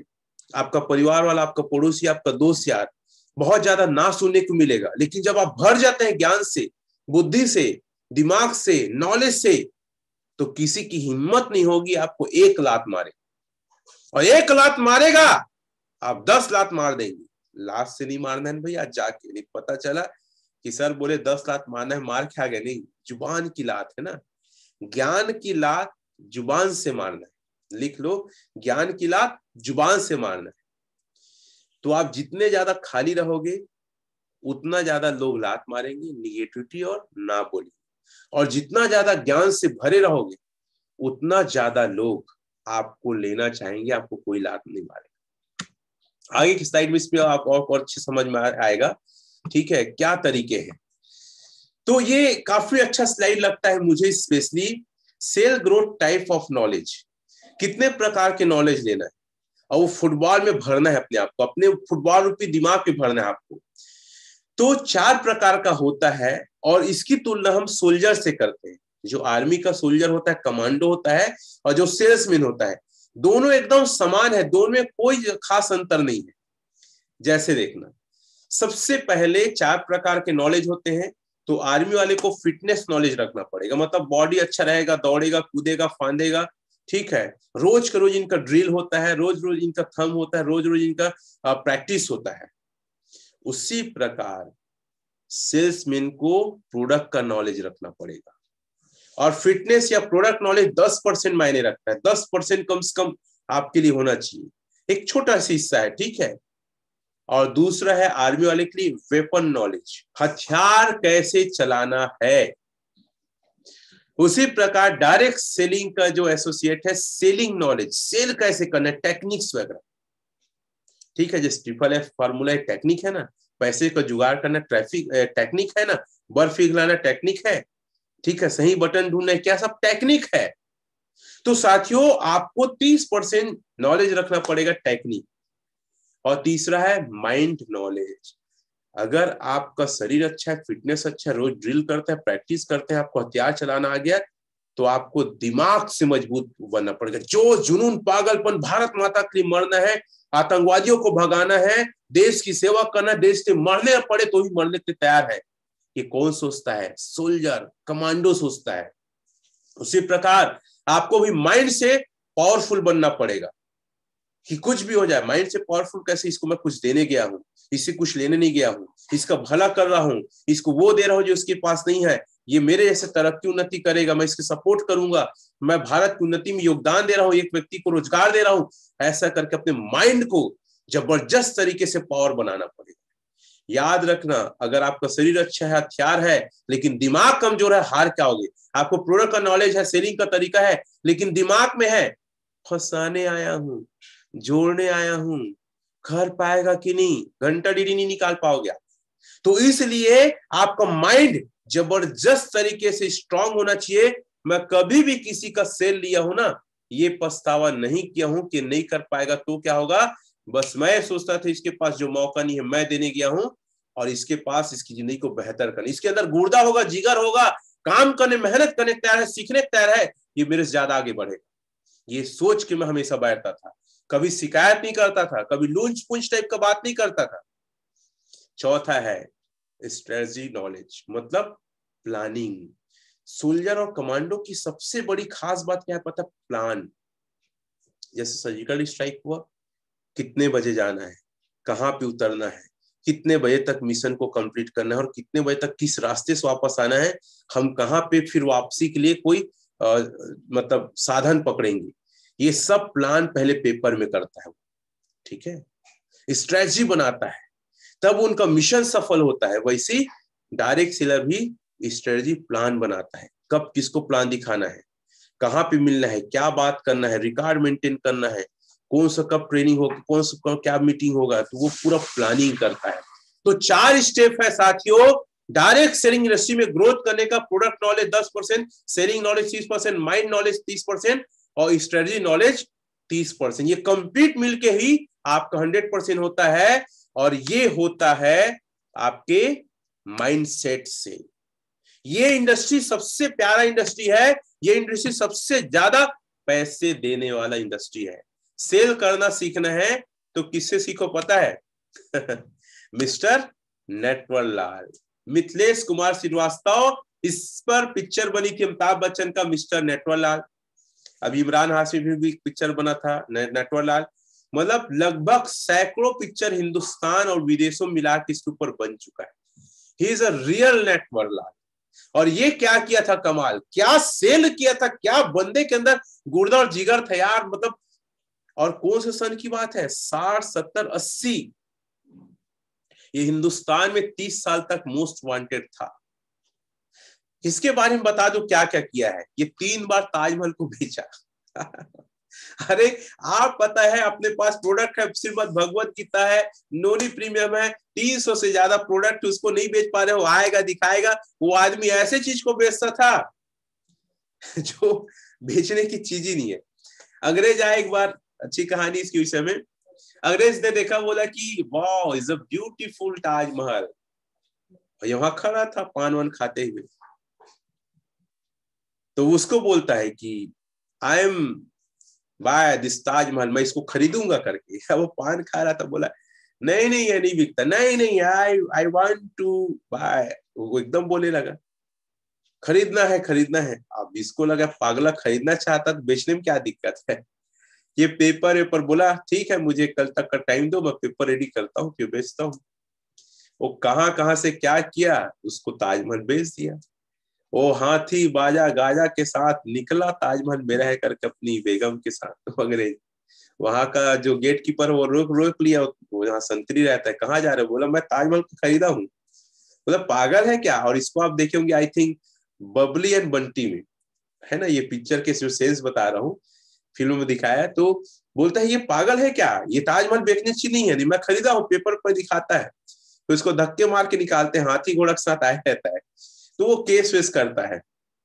अरे कोई आदमी एक बार ताजमहल बेचे समझ में आता, 3-3 बार बेचा भाई।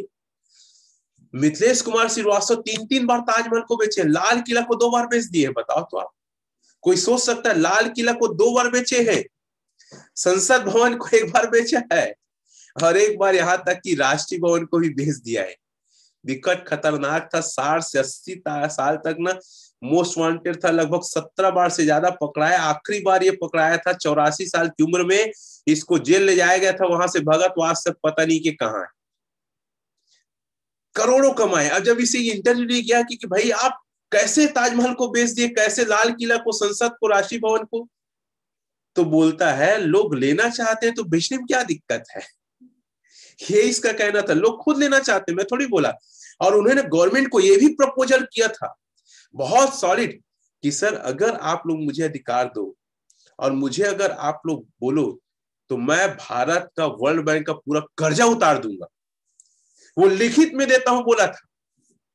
मेरे पास इतना आइडिया है कि सर एक बार बताओ क्या मुझे अनुमति देते हो। गवर्नमेंट ने अनुमति नहीं दिया क्योंकि लीगल वे पे भारतीय संविधान के खिलाफ था करके अनुमति लिए प्रपोजल रखा था। एक बार मौका दो सर, मैं पूरे भारत के कर्जा को मुक्त करा दूंगा वर्ल्ड बैंक से जो हमने उधारी लिया। तो एक बात समझने की जरूरत है, अगर ये व्यक्ति इतना सेल में महारत हासिल कर सकता है, जो अपना नहीं है उसको बेच दिया भाई, तो क्या हमारा अपना सेफ साहब यहाँ के प्रोडक्ट को नहीं बेच पाएंगे यार? बस बेचने का ना माइंड सेट होना चाहिए। माइंड सेट है, अगर हम करने को तैयार है, अगर बेचने को ना, तो एक अच्छा लाइन बोला जाता है मार्केटिंग के सेल के फील्ड में, बड़ा ध्यान समझिएगा, बहुत फेमस डायलॉग है। हालांकि ये कैसे लेते हो आपके ऊपर है। मार्केटिंग का फील्ड क्या है पता है? गंजे को कंघी बेचना, अंधे को चश्मा बेचना। समझ रहे हैं? ये बहुत समय पहले लाइन सुना था, जिसको जरूरत नहीं उसको भी बेचना, ये कहलाता है कमीशन बेस या मार्केटिंग या डायरेक्ट सेल। तो साथियों इस चीज में पारंगत होना पड़ेगा आपको, इस चीज में आपको एक्सपर्ट करना पड़ेगा। अब आखिरी के 2 ही स्लाइड हैं जो मैं जल्दी से कवर करूंगा। सेल करना सीखिए। बहुत सारे लोग सेल तो करना चाहते हैं, करते भी हैं, लेकिन एक बड़ी मिस्टेक क्या करते हैं, किसी व्यक्ति को प्लान दिखाए और दोबारा फिर उससे 48 घंटे के अंदर नहीं मिलते। ऐसे लोग को सेल नहीं मिल पाएगा। और आप क्या बोलते हैं, मैं तो बहुत मेहनत कर रहा हूं। हाँ जी, आप बहुत मेहनत कर रहे हैं, लेकिन आप क्या कर रहे हैं पता, दीवार को धक्का देने का काम कर रहे हैं। क्योंकि मैंने 11th क्लास में पढ़ा था, चूंकि फिजिक्स में भी पढ़ता था मैथ्स के अंतर्गत, तो साथियों उसमें लिखा था फोर्स ऑफ डेफिनेशन, लिखा था कि अगर किसी वस्तु को आप बल लगा रहे हैं, उसकी स्थिति में परिवर्तन नहीं हो रहा है, तो बल का परिणाम शून्य है। किसी वस्तु की स्थिति में यदि परिवर्तन ना हो तो बल का परिणाम 0 है। अगर आप किसी को प्लान दिखा रहे हो 24 से 48 घंटे के अंदर दोबारा नहीं मिले, तो प्लान दिखाना आपका व्यर्थ है। और कई महानुभाव लोग यही करते हैं, प्लान तो दिखाने चले गए 60-70 किलोमीटर दूर, लेकिन 48 घंटे के अंदर उससे दोबारा नहीं मिले। 1 to 1 करने चले तो गए मुंगेली, लेकिन दोबारा उससे मिलने नहीं गए। अभी मेरे को एक जूनियर का फोन आया था 2 दिन पहले, एक व्यक्ति का प्लान दिखाया था, भिलाई की बात है, 1 साल पहले फॉर्म भरा था, 1 साल पहले। अब वो जूनियर है, मेरे टॉप के सीनियर को क्या बोलता है कि सर उसके पास मिलने जाना है। तो नहीं पता था उसको कि उसी के पास मिलाने जा रहे हैं, तो गया वो। तो बोला कि यार मैं तो आपका फॉर्म भरा था 1 साल पहले। तो हाँ सर आप मेरा फॉर्म भरे थे, तो अभी तक डीडी कैसे कंप्लीट नहीं करे? तो कोई नहीं आया बोले। 1 साल बाद दोबारा मिलने गया, सोचो 1 साल बाद। तो घूर के देखा अपने जूनियर को, क्यों दोबारा मिलने नहीं गए थे? नहीं सर नहीं आया था। अब आप आए तो मैं सोचा आपको लेके आऊं। तो क्या आपको ऐसे में डीडी मिलेगा? नहीं मिलेगा भाई। तो इसलिए 48 घंटे, अगर किसी को प्लान दिखाने का सोच रहे हो, तभी प्लान दिखाना जब 48 घंटे के अंदर दोबारा मिल सके। दूसरी बात, किसी को प्लान तभी दिखाना जब 15 दिन के अंदर 5 बार मिल सको। लिख लो आप। मैं मान लो मोहन को प्लान दिखाता हूं, 48 घंटे के अंदर मिल सकता हूं, तब तो प्लान दिखाऊंगा, नहीं तो मत दिखाओ, क्योंकि ऐसे भी ना है। फॉर्म भरने के बाद भी ना है। अगर आप किसी को प्लान दिखाते हैं 15 दिन के अंदर 5 बार नहीं मिल सकते, तो मत दिखाओ, अभी से समझ लो ना है। कई लोग ऐसे हैं कि फॉर्म भरने में बिकट एक्साइटेड, और फॉर्म भरने के बाद ना क्या होता है, क्या होता है, लोग मिलने नहीं जा रहे हैं, लोग बुला रहे हैं फिर भी मिलने नहीं जा रहे हैं। लोग अपने पर्सनल प्रॉब्लम में फंसे हैं। जो बताया ना, 80% लोग डायरेक्ट सेलिंग को एक कमीशन जॉब को क्यों छोड़ते हैं? क्योंकि पर्सनल और अदर काम में अपना बिजी हो जाते हैं। ये दोनों लाइन याद रखना हमेशा, ये सेल का सबसे बड़ा टेक्निक है। कोई विशेष टेक्निक नहीं चाहिए, सिर्फ आपको समय से लोगों से मिलना है। 48 घंटे के अंदर दोबारा और 15 दिन के अंदर 5 बार, तो आपका सेल जरूर निकलेगा। एक और है, आप लोगों को ना कमीशन कमाना है करके ज्वाइन वाला दिमाग मत करना। आप एक मिशन बनाना कि मुझे लोगों को कुछ देना है। कई लोग पता है लोगों का डीडी से निकालते हैं, कमीशन मेरा बनेगा, कमीशन बनेगा। अरे कमीशन तो बनेगा ही, एक मिशन होना चाहिए। गरीबी मिटाना है, मिशन होना चाहिए। बेरोजगारी मिटाना है, मिशन होना चाहिए। यहाँ पे ला के लोगों को अच्छा इंसान बनाना है। 3 चीज का मिशन होना चाहिए। एक तो गरीबी हटाना है, बेरोजगारी हटाना है, एक लायक इंसान बनाना है। इसलिए इसको अपने टीम में ला रहा हूं, इसलिए अपने टीम में इसको ज्वाइन करा रहा हूं, इसलिए इसको प्रोडक्ट बेच रहा हूं, इसलिए इसको बिजनेस प्लान दे रहा हूं। कमीशन कमाने के लिए नहीं, कमीशन तो आएगा ही। जहां पे धर्म है, जहां पे भला है, जहां पे नेकी है, वहां पैसा अपने आप आता है। जैसे आप पानी बेचने निकले, ठीक है, आप पानी बेचने जाओगे तो फेल हो जाओगे। आप लोगों का प्यास बुझाने जा रहे हो करके बेचोगे तो आप सफल हो जाओगे। क्लियर है? पानी 10 रुपए बॉटल है बोलोगे, 20 रुपए बॉटल है बोलोगे, नहीं लेगा। लोग क्या बोलना, भैया इसको पीने से आदमी मरने से बचता है, इसको पीने से आदमी को बीमारी से बचता है। तो लोगों को ना पानी ना बेच के लोगों को प्यास बेचो आप, तब आप सक्सेस होंगे। एक बहुत अच्छा एक लाइन है जो गालिब के बारे में है, उम्र गालिब ये गलती करता रहा, धूल चेहरे पर लगी थी लेकिन आईना साफ करता रहा। लोग डायरेक्ट सेलिंग में ना, बड़ा ध्यान से इस लाइन को मैं डिफाइन करो समझिएगा। लोग डायरेक्ट सेलिंग इंडस्ट्री में कंपनी बदलने में सफलता को देखते हैं, लेकिन नहीं, लोग अपने आप को नहीं देखते। वही बात है, उम्र भर गालिब ये गलती करता रहा, धूल चेहरे पे थी, मतलब खुद के अंदर इतनी कमी है और वो दूसरी कंपनी जा रहे हैं, मतलब खुद के अंदर इतना धूल लगा और आईना साफ कर रहे हैं। आईना साफ करने से कुछ नहीं होगा साथियों, कंपनी चेंज करने से कुछ नहीं होगा साथियों। अपने आप को आप देखिए, आपके अंदर कितनी कमी है, क्योंकि इसी कंपनी में लाखों लोग करोड़ों कमा रहे हैं। प्रीमियम गाड़ी आज भी लोग ले रहे हैं। कई सारे मैसेज आए होंगे आपके पास, आपके अपलाइन से, कई सारे व्हाट्सएप ग्रुप से। क्यों? जो लोग अपने अंदर काम करते, अपने सुधार के लिए काम करते हैं, वो आईना साफ नहीं करते, वो कहीं और अपने आप को चेंज नहीं करते, वो यही टिके रहते हैं और अपने आप को बेहतर करने का कमिटमेंट करते हैं।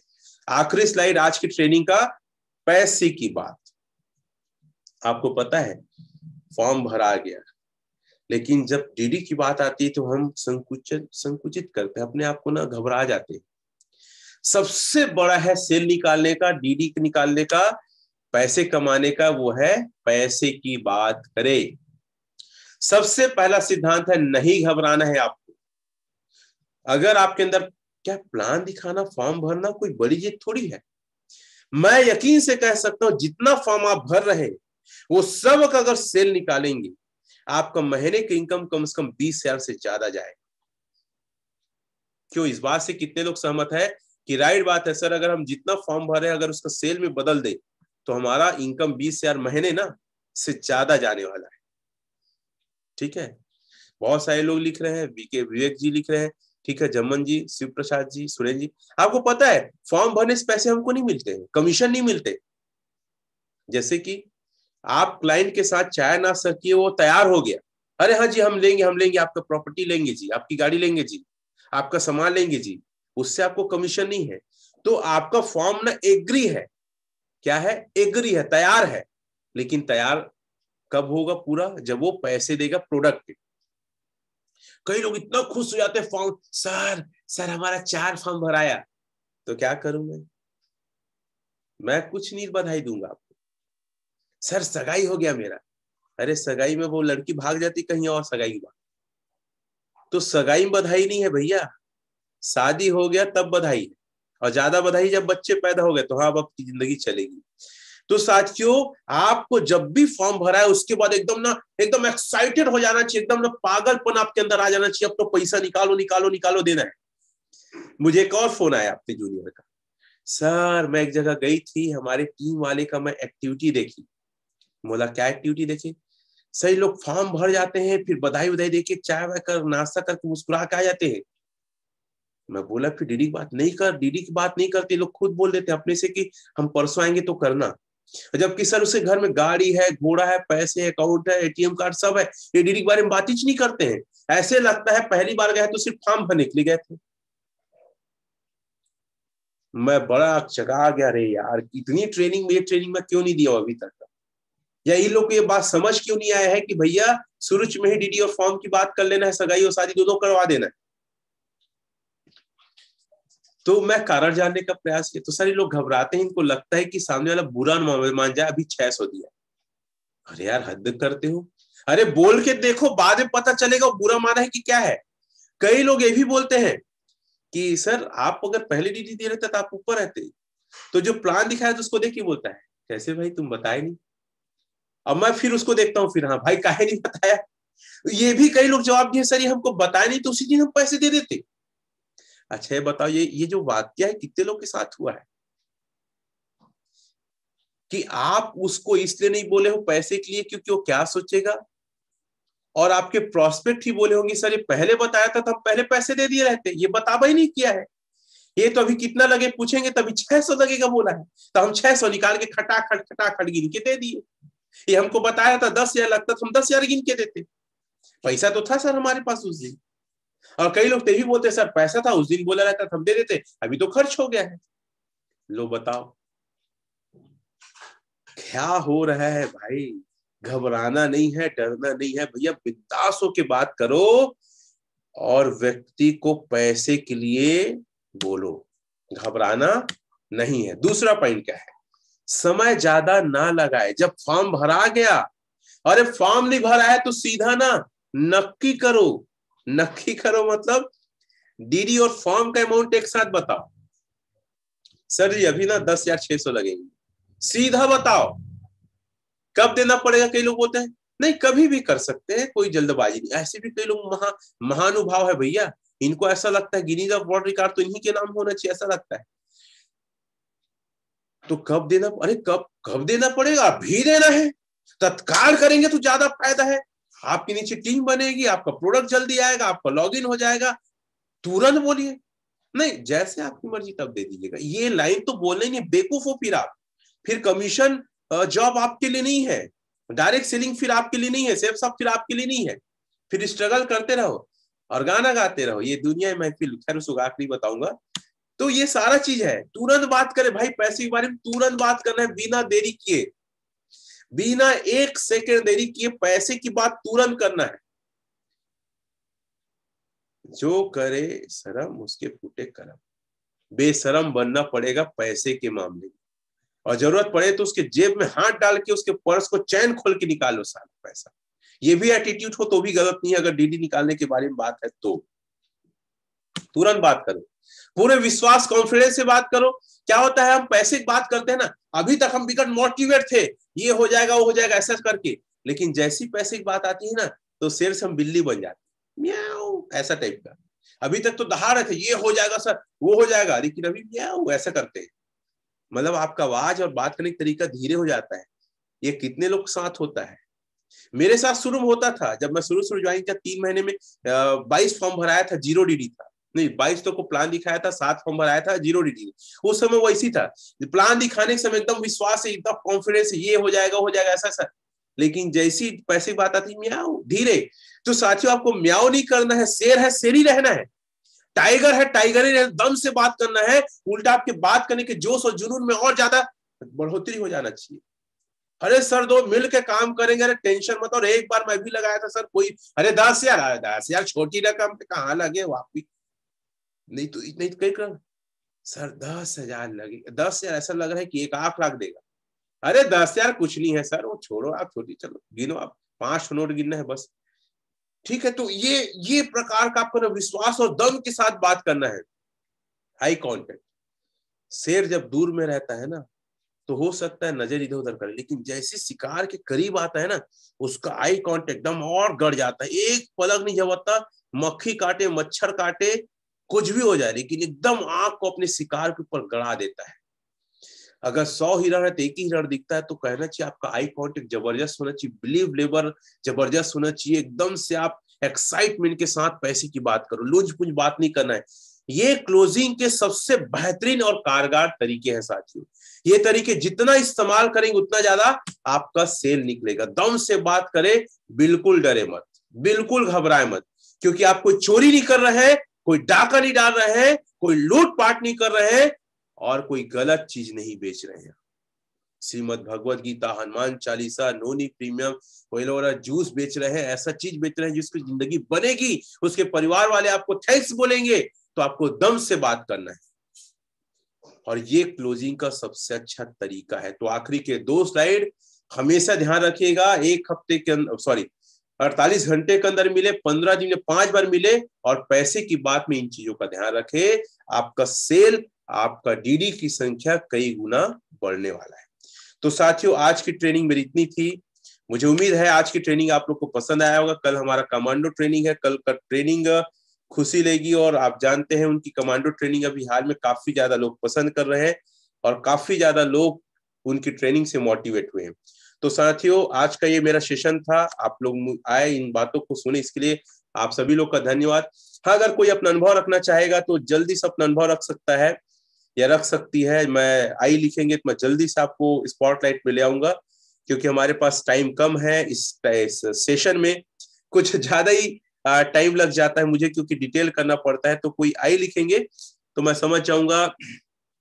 गीता जी, ठीक है, तो गीता जी मैं आपको स्पॉटलाइट में लेता हूँ, फटाक से अपने आप को अनम्यूट करिएगा। तो जल्दी से मैं आपको लेता हूँ, देख सकते हैं। गीता सिद्धार्थ जी आप अनम्यूट है, साथ ही साथ आप स्पॉटलाइट में हैं, प्लीज आके अपना अनुभव रखेंगे।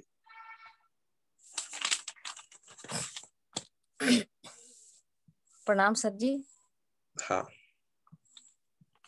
और पैनल में आए सभी साथियों को गुड मॉर्निंग सर। आज का जो लीडरशिप का ट्रेनिंग है सर, बहुत ही बेहतरीन और बहुत ही अल्टीमेट और हर किसी के लिए जरूरी है सर। और यहाँ पे सर बहुत सारी चीज जो छूट रही थी हमसे, वो चीज आप बताए। कई सारा point, commission basis, process basis, ये सब के बारे में माइंड में नहीं था जो आपने आज बताए सर। और यहाँ पे आज का जो हर चीज, हम नोट किए हैं सर, और इस चीज को अपने जीवन में लागू करेंगे और एक अच्छा लीडर बनने का प्रयास करेंगे सर। और बाकी समय की कमी के कारण ज्यादा एक्सप्लेन करना भी सही नहीं है, क्योंकि पैनल में तो सभी सुन चुके हैं। और सर यहाँ पे चीज है कि कई सारे हमारे सीनियर्स हैं जो यहाँ पे पैनल में हैं और अपना अनुभव नहीं रख पाते हैं, जबकि हम सब चाहते हैं कि उनका अनुभव ही सुने करके जो आप यहाँ पे दे रहे हैं सर। तो हमारे सीनियर से भी अनुरोध है कि वो भी अपनी बात रखें और सभी टीम को मोटिवेट करें। और बाकी जो बताए सर कि 40 से 48 घंटे के अंदर हम उनको फॉलोअप नहीं कर पा रहे हैं, तो सच में हम उनको एसटीपी प्लान ना दिखाएं, क्योंकि यहाँ पे बहुत बड़ा नेगेटिव का कारण बन जाता है और वो लोग नेगेटिव हो जाते हैं और कई सारे लोगों को नेगेटिव करते हैं। अभी अभी हॉल में ही मैं फील्ड में गई थी, तो वहां भी फॉर्म के बारे में, जैसे कि फॉर्म तो डला लेते हैं लेकिन डीडी की बात नहीं करते हैं। कई जगह मेरे टीम में तो बहुत ज्यादा ये प्रॉब्लम है सर कि हर चीज सही तरीके फॉलोअप, लेकिन पैसे की बात नहीं करते हैं। मतलब वो लोग अपने स्वेच्छा से देंगे ऐसा सोचते हैं सर। तो यहाँ पे कोई अपने स्वेच्छा से देते नहीं है। जैसे कि एक गाय है, तो गाय दूध देती है जब उनको दूहते हैं, तो उसी तरह से डीडी निकालना भी है सर। जब तक हम पैसे की बात नहीं करेंगे डीडी नहीं निकलता है। बाकी सर आज का जो ट्रेनिंग है बहुत ही अल्टीमेट रहा है और बहुत कुछ सीखने के लिए मिला है सर। तो थैंक यू सर आज की ट्रेनिंग के लिए। थैंक यू मैडम, बहुत बहुत धन्यवाद आपके अनुभव के लिए।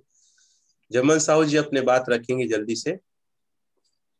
सर सबसे पहले तो आपको बहुत बहुत धन्यवाद सर। सुप्रभात, नमस्कार सर। हमारे इस पैनल में आए हुए सभी साथियों को सुप्रभात, नमस्कार, प्रणाम सर। मैं यही सेल्स टेक्निक के बारे में कुछ थोड़ा बहुत समझता हूँ सर कि जैसे कि हम लोग तो बहुत बढ़िया से मतलब प्लान दिखा लेते हैं, लोगों को जानकारी दे देते हैं, और जैसे आप बताए सर सीधा टॉपिक है कि हम लोग उसको 24 से 48 घंटे के अंदर मतलब फॉलो अप नहीं कर पाते। मतलब जैसे प्लान दिखाते हैं तुरंत, मतलब कई लोग को बात ही नहीं कर पाते विधि के बारे में। मैं भी पहले करता था सर, लेकिन कल की बात है, परसों की बात है, मैं गया था और फॉर्म भरा, तुरंत मैं प्रमोट किया, तो बोले एक दिन के बाद में। तो मैं बोला आज मेरे को जाना है, मतलब जाना है। तो कल वो थोड़ा सा दूसरे काम से मतलब सर वहाँ दाढ़ी की तरफ गए थे, तो वो उधर नहीं जा पाए। तो मैं आज के लिए फिक्स हूँ सर, तो मैं इस चीज पे ध्यान दूंगा। और जैसे कि पहले बोले सर, फेल होने के कारण बहुत सारे ट्रिपल एफ का आप फार्मूला बताया सर, फ्रेंड है, फेस्टिविटी है, फैमिली है सर। ये सबसे बड़ी बात यह है कि हम लोग इसमें ध्यान नहीं दे पाते हैं। और आप कई बार हो गए सर, मैं कई बार ट्रेनिंग सेशन में कभी भी जाता हूँ तो मैं इस चीज को ध्यान देता हूँ कि अपने फैमिली मेंबर से मैं ज्यादा ध्यान ना दे, जो भी मतलब फेस्टिवल है उसमें ध्यान ना दे, दोस्त प्यार में ध्यान ना दे। तो बिल्कुल सही बात है सर।